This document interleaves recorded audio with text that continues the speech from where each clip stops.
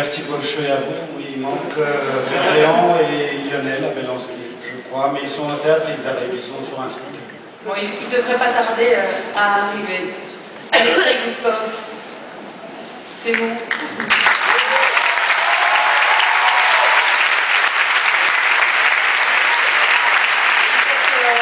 Bonsoir, mesdames et messieurs. Je suis heureux, très heureux, parce que je vois le plein salle. Ce n'est pas possible. Que je dois être de nouveau ici, Théâtre de Châtelet. Je suis très heureux. Merci beaucoup.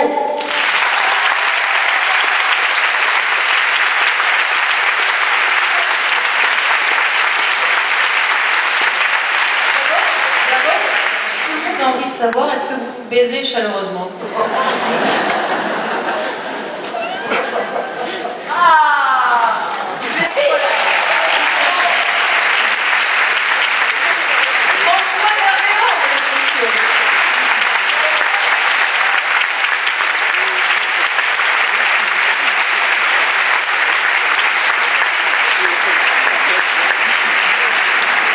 On va continuer. Alexei Gouskov, vous êtes Gérard Depardieu en Russie. Vous êtes une immense star. Merci beaucoup. Qu'est-ce que ce film change pour vous aujourd'hui? Toutes. Toutes. Et encore? C'est tout. Vous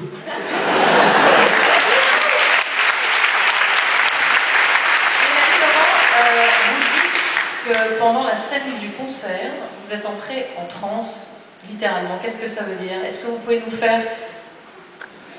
Non. Est-ce que vous pouvez nous faire ressentir, nous expliquer ce que vous avez ressenti à ce moment-là? D'abord, est-ce que c'est quelque chose que vous avez joué? De quoi? Cette transe, ou est-ce que c'est quelque chose qui s'est imposé à vous? Ah non, la transe est tombée au bout de 8 minutes, ce qui n'arrangeait personne. Il a fallu couper et retrouver la transe à la fin. Donc, non, j'en ai pas joué, c'est parti tout seul. Mais c'est grâce à elle, on fait tout ça.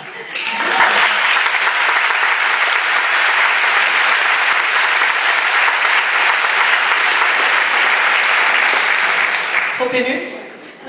Alors c'est peut-être... c'est enfin, la transe.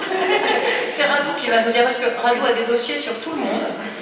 Et Radou, j'aimerais que vous racontiez, comme vous me l'avez raconté à moi, cette scène avec Mélanie, la scène du concert. Oh, c'était pour certains d'entre nous, je crois, 6 mois, 3 mois, 4 mois de cauchemar, de peur. Effectivement, on avait mis le tournage du concert à la toute fin, en se disant qu'il vaut mieux mourir à la fin qu'au début.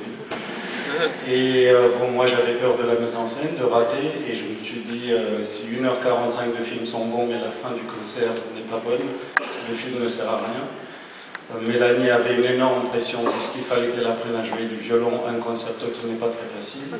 Sarah avait la pression puisqu'elle était sa prof. Alexei avait la pression puisqu'il fallait qu'il apprenne vraiment à diriger le concerto, et c'est pas simple non plus, vous l'avez vu tout à l'heure. Le chef opérateur avait sa pression, toute l'équipe avait une pression énorme, et en plus, bon, bah, comme il m'appelle un petit dictateur, je leur mettais d'autant plus la pression. Et je savais qu'il nous fallait un miracle, qu'à ce moment-là du film, pour qu'on atteigne l'ultime harmonie et qu'on ne soit pas ridicule, il fallait que le miracle arrive. Donc j'avais une convention avec Sarah, que je coupais toutes les 30 secondes et que je ne tournais pas plus de 30 secondes pour donner l'occasion à Mélanie de se rappeler les mouvements d'Archie. Et j'ai demandé à Sarah si elle pensait que Mélanie tiendrait plus longtemps. Elle m'a dit « essaye, vas-y ». On n'a rien dit à Mélanie. Et j'ai donné mon cœur. Il y a eu un petit mot secret dans l'oreille de Mélanie qui restera secret entre nous deux. Et après, je n'ai pas coupé pendant 8 minutes. Et Mélanie est partie dans quelque chose qu'on n'a jamais compris, dans un miracle, dans une transe. Et c'est l'unique prise qu'on a gardée. C'est celle que vous voyez à l'écran. Le miracle était là et le miracle s'appelait Mélanie.